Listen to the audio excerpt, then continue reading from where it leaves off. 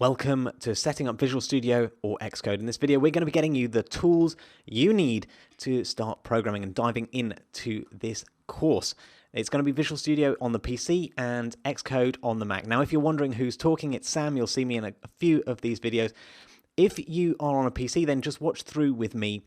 If you are on a Mac, then just skip a little bit ahead to where we show you how to install Xcode instead of Visual Studio. Okay. So there is a new version of Visual Studio since a lot of the content in this course has been recorded. It's Visual Studio 17. So go ahead, open up your favorite browser of choice and grab Visual Studio 17. Go search for it. You'll end up on a page that looks something like this, visualstudio.com. And you can go ahead and download the Visual Studio Community Edition, is the one that's for free. So Community 2017. Grab that small download. This is just an installer download, so it will not be very big at all. You can go ahead, open it, give it the keys to the kingdom, and we will get started. So once you've accepted and signed your life away to Microsoft with a privacy agreement, then it will download what it needs to give you an option of packages. Now I'm going to show you, it's very simple. They've actually improved the simplicity of the installer in the 2017 edition, so we'll just show you just how easy it is. But a couple of things while we're at it, to show you about the setup that Ben and I have here to make things really easy. You'll notice that all the icons, everything is very big. This is so it's easy for you guys to see. It's in high DPI and it's about 720p. And also another thing you'll notice is that the sidebar, we have our Windows taskbar over at the side here, and that is again to give you more space to see everything that we are doing and working with. Okay, so we've got the installer popping up now, and you will see that there's a couple of what they call workloads here. Now, workloads basically means what kind of stuff are you going to be doing with Visual Studio? And there's lots of options here. You may want to check more than one if you know you want something else.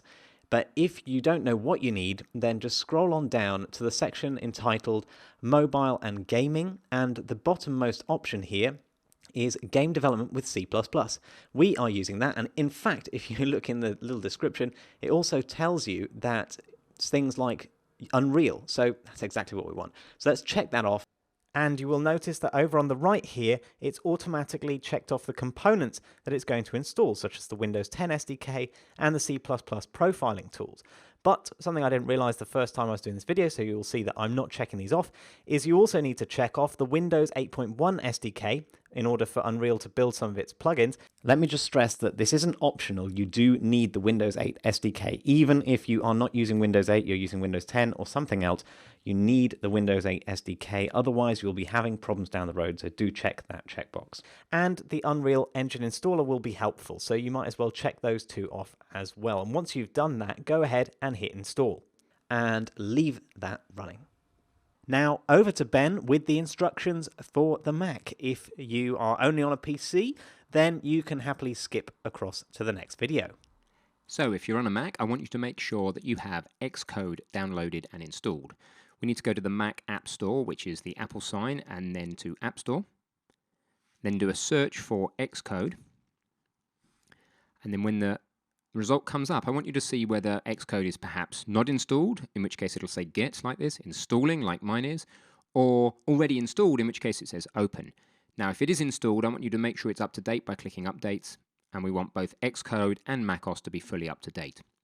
Otherwise, just leave it installing. Now how do you know how it's doing on the install? Here's a tip for you. If you hit your Launchpad button on your keyboard and you scroll to the page that the download's on, you'll actually be able to see the progress here, 3 out of 4 gig in my case.